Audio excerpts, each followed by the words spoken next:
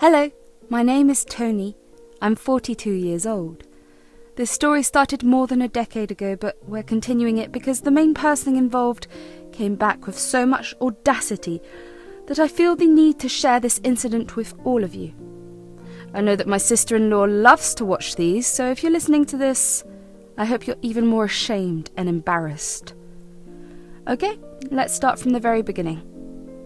Sasha, my sister-in-law, and I had been best friends before I had even met her brother. We became friends when we were in middle school. We've been inseparable since the day we met. I hadn't met my husband until I was in college. I had never had the opportunity to meet him because he was always out of his house whenever I was over, and when he moved away for college, there was no way for me to meet him.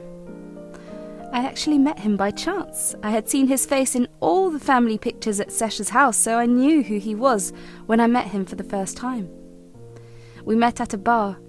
He obviously didn't know who I was because he was the one that approached me. I was shocked when he did, but I let it play out.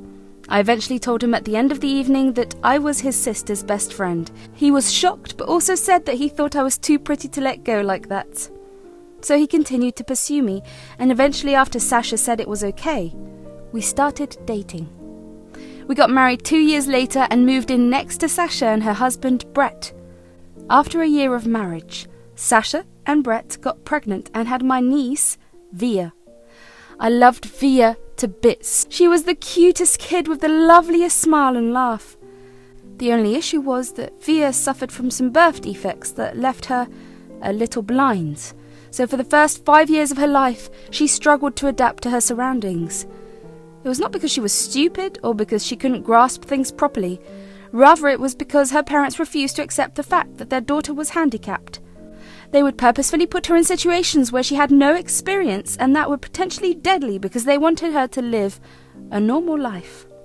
Now, don't get me wrong, I fully believe in making our societies more accessible for those that are handicapped so that they can live better and normal lives, but when I say that my sister-in-law Sasha wanted Via to live a normal life, I don't mean that she wanted to make things accessible for Via.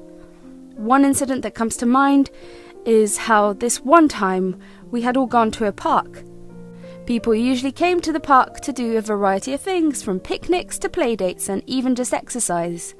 Sasha, Via and I had gone to the park that day to spend some time together. One other thing to mention is that there is this one specific part of the path in the park that was meant for only cycles. While Sasha was too absorbed in talking about something, I happened to look for Via and noticed that she wasn't anywhere near us. I panicked and asked Sasha if she had seen Via. "Sasha, have you seen Via? I'm really worried." Don't worry about it." "How can you be so calm? Via could be in serious danger." "Calm down, Tony." "Calm down? How could I possibly be calm? Your daughter is visually impaired. What if she fell somewhere and seriously injured herself?" "You have no right to tell me how to parent my kid. Via is perfectly fine." "I never said that you don't know how to parent your child. All I'm saying is that I'm literally the only one who actually cared for your daughter. You need to be more responsible." "I know what's best for her, and I don't need you to interfere or tell me what I'm doing is wrong." "Why are you trying to fight me right now? She could be hurt right now. You need to take this seriously." "I am her mother, not you. Back off and let me handle it my way." At that point, I was too panicked and angry to continue talking to Sasha. I started tracing back our steps to find Via. Sasha kept angrily calling me back and yelling me that we weren't done talking. I ignored her. My heart was racing way too fast to really care about Sasha. I ended up finding Via. She was crying as she tried to grasp something to help her navigate around. She kept calling out to her mum and me. I felt so much relief when I saw her. I called out to her. Her face immediately lit up and she giggled as she made her way over to me. I waited in my spot as I watched her cutely waddle over to me. Unfortunately, she was walking really close to the cycle track. I don't know how I missed it, but suddenly there was a large number of cyclists riding the track at very high speeds. My stomach dropped and I quickly got up to catch her. But before I could even take my next step, Via slipped and fell straight onto the cyclist's path. They raced towards her as they all tried to slowly brake or swerve around her. I managed to reach her just before one of the cyclists either crashed into her or another cyclist. I held Via tightly against me. Via sensed my panic and started crying. I calmed her and myself down. Sasha had witnessed the whole thing. She came over to me and grabbed Via out of my hands. You shouldn't have interfered with Via. She needs to learn to understand her environment on her own. I was worried for her safety. Did you even tell her about all the dangers she could run into here? She's old enough to walk around on her own. She doesn't need constant supervision. But she's only 4 years old and she's visually impaired. She could have been seriously hurt. Oh, come on, it's not that bad. She would have only gotten a few scratches or bruises. That's not the point. She needs proper care and guidance. You're being overprotective. Via can handle herself. Your ignorance is dangerous. One day it will hurt her. You need to take her safety seriously. Just mind your own business, Tony. She's my daughter, not yours. Fine, but remember, you're responsible for her well-being and she deserves better care. She grabbed Via and walked away from me. I felt so baffled and angry. How could someone treat their own child this way? I wanted to protect Via and I wanted Sasha to actually step up and be a good parent. I couldn't even expect the same from her husband, Brett, because he was so absent from their lives. He would spend his entire day working, but thankfully the universe heard my plea. It was heartbreaking the way it happened, but I was kind of glad that it did. You see, after that incident, Sasha stopped talking to me much. I rarely got to see Via. Every time I tried to, Sasha would make up some excuse and shut the door in my face. But after a year, one day, Sasha and Brett show up at my house with Via. I was surprised to see them. I saw the bags they held in their hands and asked them if they were going on a trip. Hi guys, are you going on a trip? Yes. It's supposed to be a couple's trip. We were wondering if you and Noah could take care of Via while we're away. Of course we'll take care of her, but how long will you be gone? Forever. We've had enough of Via. What? She doesn't fit our idea of what our child should look like. We can't handle it anymore. That's cruel and heartless. How can you do this? You can't just abandon your own child. We've made up our minds. Here, we've signed off our parental rights, and these are her adoption papers. Take her. She's way too much of a burden. I won't let you treat her like this. She's not a burden. Oh, stop being so dramatic. Just take her if you care so much. I will take Via, but you should be ashamed of yourselves. You're her parents. Act like it. Before I could get another word in, Sasha and Brett walked away. They got in their car and drove away. I stared at them in shock until Via tugged on my arm and asked me how long her parents would be gone. Tears streamed down my face as I told her it would be years until she saw them. Via started crying loudly. She cried out for her parents. I hugged her really tightly. I let her cry into my arms as long as she wanted. When I finally managed to bring her into the house, she asked me if I would also send her away. My heart sank and I wanted to cry, but I stayed strong.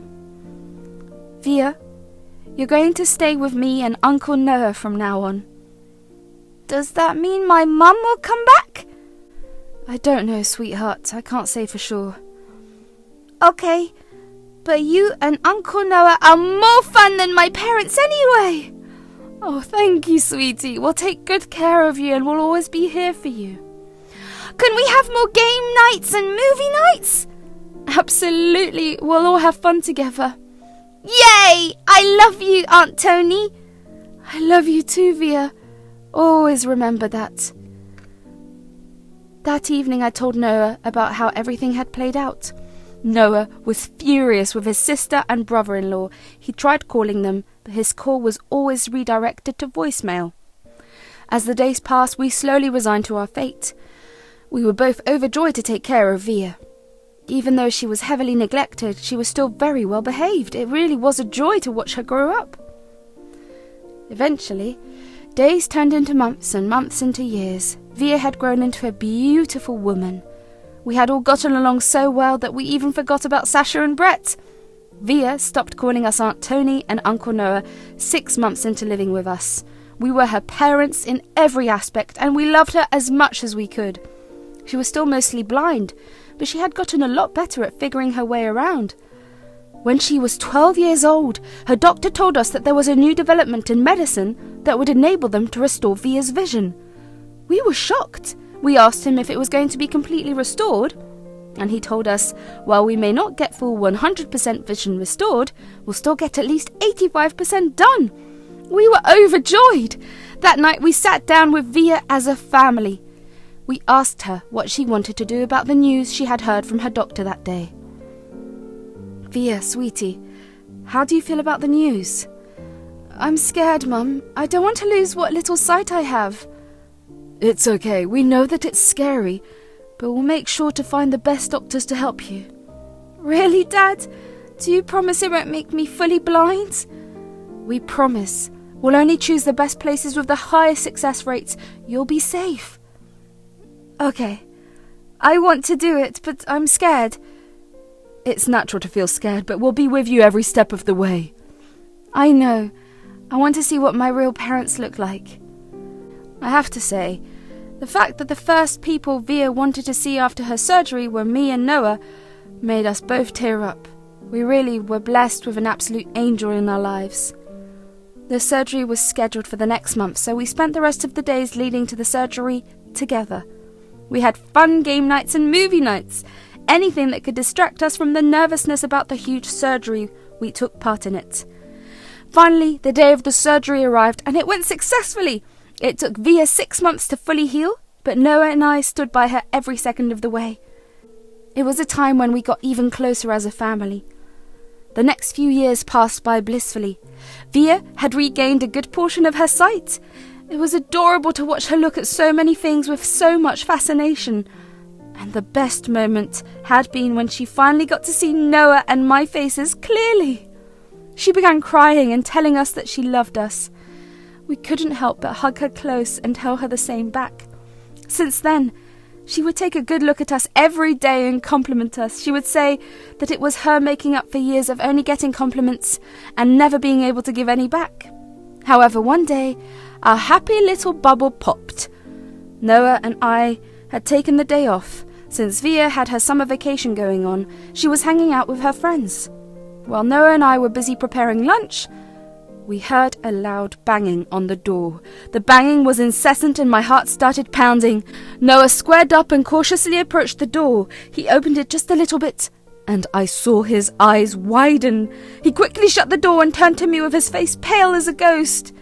I asked him what was wrong, and he told me that Sasha was outside. Before I could even fully process what was going on, my body had switched to autopilot. I threw open the door. One look at her face and I was ready to punch her. They looked at me apologetically and asked me if she could come in. Tony, can I come in? You are never invited back into our lives. What do you want? Please, I'm sorry for running when things got hard and dropping my burdens at your feet. I was young and stupid. I didn't know what to do, so I ran. You still haven't changed. Really? The nerve you have to come here and call the child you abandoned us a burden still? I just wanted to meet my daughter. No drama, I promise. Via is no longer your daughter. You signed over your parental rights to me and Noah. She's still my daughter, no matter what you say. No, she's not. You made that choice. Leave now. We don't need you here. Sasha's face paled and she stuttered as she tried to come up with excuses. I didn't want to listen to anything, so I moved to close the door. But Sasha stopped me. She then broke down and then told us why she had come over. I came to see Via because I need to talk to her about something serious. What could be so serious that you decided to show up after 12 years? Brett is really sick and he needs stem cells. We want to try every possible DNA match, including Via. I understand, but this is a lot for Via to take in. I'll talk to her and let you know her decision in 3 days. Thank you. And I'm sorry for everything I did in the past. Apologies won't change what happened, but I'll make sure Via knows about your request. I was upset and enraged that Sasha had reached out only because she needed something big and not because she even cared about Via. I wanted to turn down Sasha on Via's behalf, but I knew that that was wrong. So I patiently waited until Via got back home. When she did, Noah and I sat her down. What's wrong, guys? You look worried.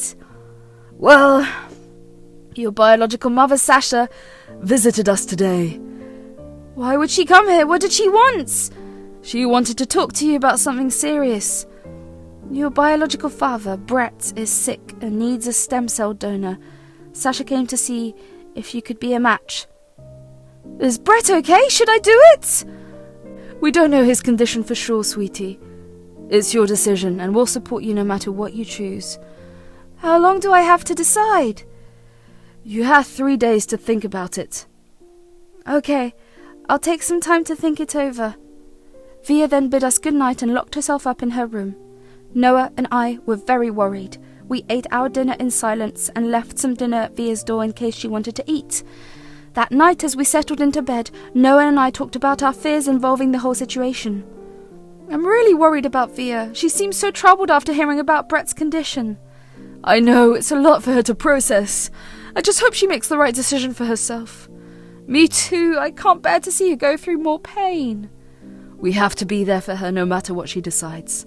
She needs our support. You're right. We'll stand by her, just like we always have. We'll give her some space to think, and when she's ready, she'll let us know her decision. The next 3 days passed by painfully slowly. Via continued to remain locked up in her room. The only sign that she was alive was the food we left outside her room being eaten. It hurt us to see her struggling so much, but we also knew she needed her own space and time to think about things. It was a big decision after all. Finally, on the night of the 3rd day, she came down and sat with us for dinner. Via, sweetheart, how are you feeling now? I'm okay. I just needed time to think, and I'm sorry for worrying you. You don't have to apologize. We understand this is a big decision for you. That's right, honey. We support whatever you choose. I made up my mind. I won't be donating anything to Brett. Are you sure about this? Yes, Dad. I have my reasons, and I want to say them with Sasha here. Okay? We'll be here with you when you talk to her. You don't have to do it alone. Thanks. I have to admit that I was happy with what Via chose. I didn't really care about her reason for not wanting to donate. I just wanted my baby safe and sound. And I also didn't want Sasha or Brett to take any advantage of her. I texted Sasha and told her to come meet us the next afternoon for lunch.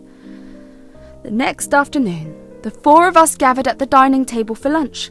Sasha looked like an anxious mess, and her head was down for the most part. She never looked directly at Via, which made all 3 of us annoyed. There was an awkward silence initially, but Via decided to break it. Why won't you look at me, Sasha? How do you know I'm not looking at you? Mum and Dad helped fix my vision. I can see you now. They did? Why?